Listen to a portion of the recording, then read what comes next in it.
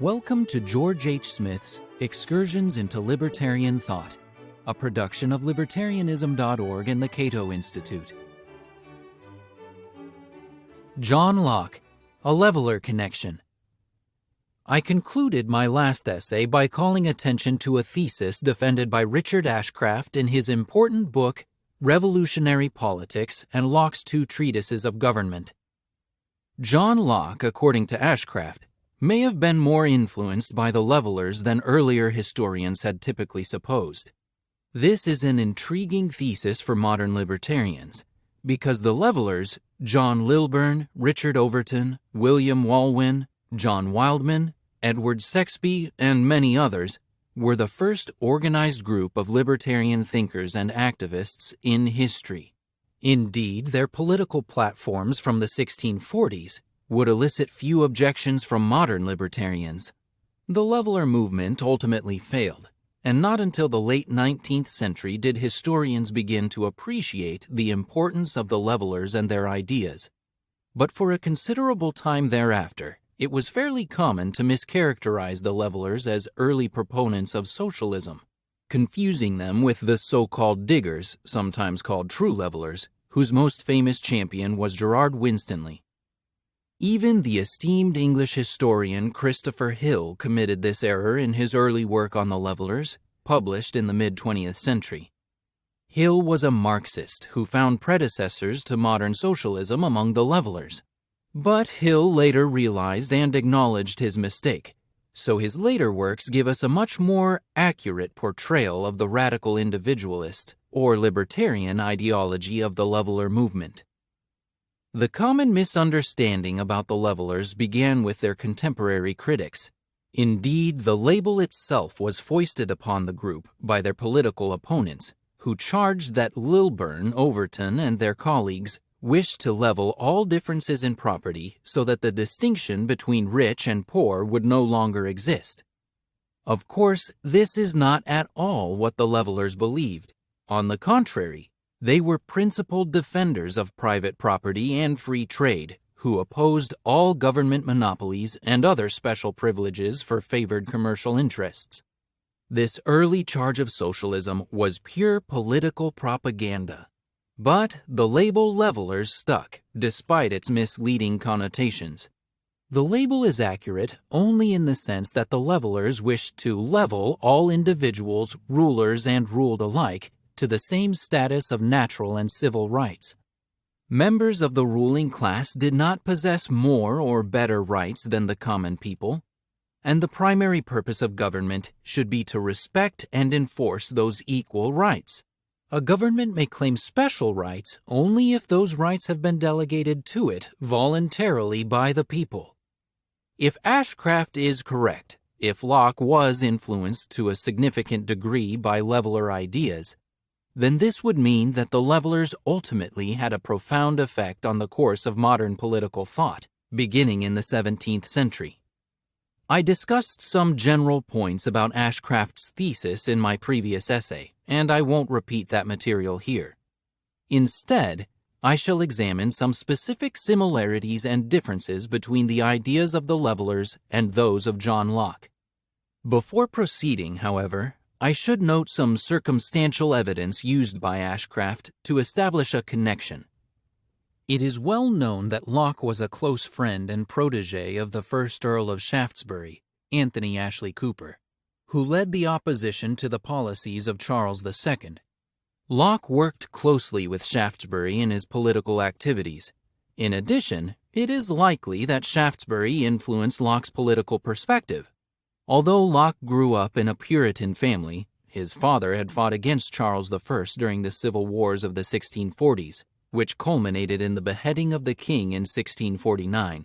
Locke welcomed the restoration of the Stuart dynasty in 1660, and his early political tracts exhibited a tendency towards absolutism, including opposition to religious toleration, that is quite unlike the ideas we normally associate with Locke. It was only after Locke began to serve as Shaftesbury's personal physician and lived as a member of the Shaftesbury's house that he transformed into a stringent critic of absolutism and a champion of individualism. We know that Shaftesbury, impressed with Locke's intelligence, encouraged him to broaden his horizons and write about philosophy. And it may have been at Shaftesbury's behest that Locke wrote his 2 treatises of government. Because of the close personal and professional relationship between Shaftesbury and Locke, historians, including Ashcraft, have often assumed that Locke agreed with Shaftesbury's political activities and objectives. But Locke was highly secretive about his political activities, so a good deal of educated guesswork becomes necessary. Ashcraft pointed out that Shaftesbury moved to London in 1676, where he organized a coalition of Protestant dissenters and commercial interests to oppose the agenda of Charles II. The following year, political dissidents in London formed the Green Ribbon Club, a subversive organization with secret membership. The name Green Ribbon Club is significant, according to Ashcraft, because green ribbons had been the leveler insignia. Information on the Green Ribbon Club is scanty, so Ashcraft did not claim to establish a definite connection between it and Shaftesbury, and by implication Locke. Nevertheless, the Green Ribbon Club shared the ideology and political goals of Shaftesbury's circle, and as critics noted at the time, Shaftesbury frequently rubbed shoulders with state malcontents and the meanest and basest of the people, the same kind of people who belonged to the Green Ribbon Club. Throughout his book, Ashcraft emphasized how Shaftesbury appealed to merchants, tradesmen, artisans, and shopkeepers, the pert tradesmen, meaner sort of people, and rabble, as Tories like to call them. These were the same groups from which the levelers had drawn their support decades earlier. Thus did critics assail the radical Whigs for their leveling tendencies. The Whigs, Tories charged, would unleash a many-headed monster on society and plunge England into anarchy. Shaftesbury's Whigs, he was effectively the founder of that political party, were repeatedly accused of harboring leveler and republican, anti-monarchical, principles. Some historians have dismissed these allegations as political propaganda, but Ashcraft suggested that we take them more seriously. Ashcraft conceded that Shaftesbury was not a closet leveler, but the former levelers and Commonwealth men, those who praised and defended the brief Commonwealth period, after the Civil Wars and before Cromwell appointed himself dictator under cover of a protectorate, did assist Shaftesbury's political efforts. Ashcraft mentioned a number of these radicals, the most famous being John Wildman and Algernon Sidney, who was later executed for sedition. But his list accentuates a reoccurring problem in revolutionary politics. A few of the men on Ashcraft's list had leveler connections, but the majority are more accurately described as Commonwealth men. Now, to demonstrate a relationship between Locke, via Shaftesbury, and the Commonwealth men is one thing, but to show a similar relationship to the levelers, a far more radical group, generally speaking, is another thing entirely. Ashcraft wished to highlight the leveler influence on Locke's 2 treatises, but he sometimes used leveler in the same breath with Commonwealth men and Republican, despite some significant differences. One way to test Ashcraft's thesis of a Locke-leveler connection is to compare their theories and proposals. The following is my brief assessment of this issue. A barrier to comparing the ideas of Locke and the levelers is the fact that Locke was a deeply theoretical writer, whereas the levelers, for the most part, were not. True, a few levelers such as Richard Overton and William Walwyn wrote theoretical tracts, but even those pieces did not explore the philosophical foundations of freedom and a legitimate government to the extent that we find in the second treatise. Most leveler writings focused on particular grievances and called for concrete political reforms, with the philosophical foundation stated in summary form. This difference can make it difficult to assess the extent to which Locke and the levelers agreed on the details of political philosophy. One of the more theoretical of leveler tracts is Richard Overton's An Arrow Against All Tyrants. There are interesting similarities between Overton and Locke, beginning with Overton's defense of self-proprietorship, or self-ownership as modern libertarians typically call the same principle. To every individual in nature is given an individual property by nature, not to be invaded or usurped by any. For every one as he is himself, so he hath a self-propriety, else he could not be himself. And on this no second may presume to deprive any of, without manifest violation and affront to the very principles of nature, and the rules of equity and justice between man and man. Like Locke, Overton argued that people are naturally free, so legitimate political power can arise only from deputation, commission, and free consent. Political rulers so commissioned are empowered to preserve the safeties and freedoms of the people, but no more. These similarities don't prove anything, because many non-levelers embraced the notion of self-proprietorship and employed the same kind of contractarian language.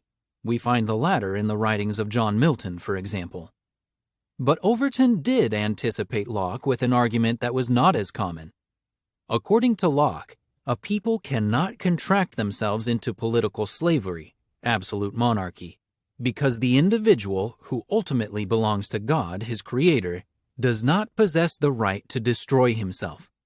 The individual, Locke maintained, possesses the right of self-proprietorship only in relation to other people, not in relation to God.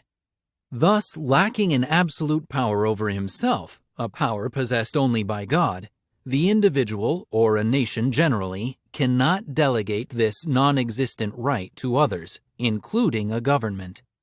The same argument was articulated by Overton. As by nature no man may abuse, beat, torment, or afflict himself, so by nature no man may give that power to another, seeing he may not do it himself. For no more can be communicated from the general than is included in the particulars, whereof the general is compounded. There are other parallels between Locke and the levelers, but these existed mainly in the realm of general theory. And again, much of this theory was shared by other, less radical philosophers. When we descend to specific leveler proposals, however, the parallels virtually disappear. There were many parts of the leveler agenda that Locke opposed, or on which he remained silent. Here is a partial list taken from An Agreement of the Free People of England, a leveler manifesto from 1649. The levelers wished to broaden the franchise to include all men 21 and older, except servants and those living on alms or poor relief. These exceptions and the reasons for them have sparked a considerable amount of debate among historians. The levelers called for annual elections and compulsory rotation in office, or term limits as we call them today. They opposed military conscription and self-incrimination when charged with a crime. Lilburne was a pivotal figure in the latter cause. They denied to Parliament the right to pass any laws that interfere with free trade, or that impose excise or customs duties upon any sort of good or any other goods, wares, or commodities.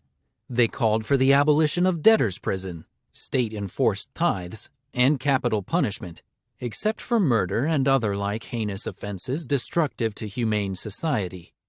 And they insisted that the military powers should never come to be superior to the civil authority. The levelers advocated specific and severe restraints on the powers of Parliament. Locke, in contrast, said that Parliament should promote the public good and remain true to its trust, but he was vague regarding details. Moreover, we don't find in Locke the typical leveler assault on the English legal system as a tyrannical vestige of the Norman conquest. Our very laws were made by our conquerors, as the leveler John Wildman put it in 1647 during the famous Putney debates. If Locke intended the two treatises to be an updated version of leveler thinking, we must wonder why he omitted almost every plank of the leveler platform. The conduct of Shaftesbury and his party during the Exclusion Crisis, which was an unsuccessful parliamentary effort to exclude the Duke of York, later James II, and other Catholics from ever becoming English monarchs, is what disturbs me most about Ashcraft's case for a leveler connection to Locke.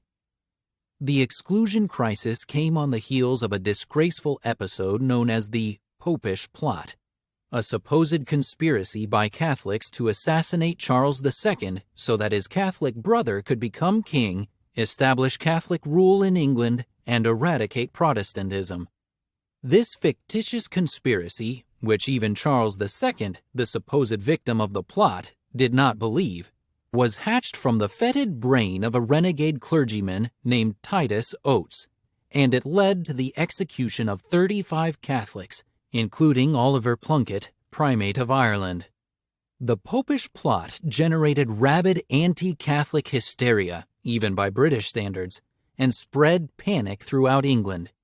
Shaftesbury, presumably supported by Locke, exploited this sordid affair for political advantage and rode the anti-Catholic bandwagon into the exclusion crisis. This may be a major reason why Shaftesbury solicited political support from the lower classes. Many of those people were enthusiastic Catholic haters. Indeed, as Ashcraft observed, members of the Green Ribbon Club organized spectacular Pope-burning demonstrations attended by thousands of Londoners, a popular form of protest among those who associated Catholicism with absolutism and the policies of the French king Louis XIV. Some effigies of the Pope were stuffed with live cats to make them squeal while being burned. Did Shaftesbury and Locke really believe in the Popish Plot, despite the contradictory evidence and obvious instances of perjured testimony? We don't really know, but I have my doubts. In any case, Locke opposed toleration for Catholics throughout his life, as we see in his letter concerning toleration, where he also opposed toleration for atheists. Here we have a direct and significant conflict with the Levelers, who called for complete religious toleration, including toleration for both Catholics and atheists. Ashcraft's case for a Locke-Leveler connection is intriguing and suggestive, but I do not find it convincing. But this theme constitutes a small part of revolutionary politics and the two treatises of government. Every serious student of Locke should study this book carefully. It is packed with fresh insights that cry out for further exploration. This has been Excursions into Libertarian Thought, a production of Libertarianism.org and the Cato Institute. To learn more about libertarian philosophy and history, visit www.libertarianism.org.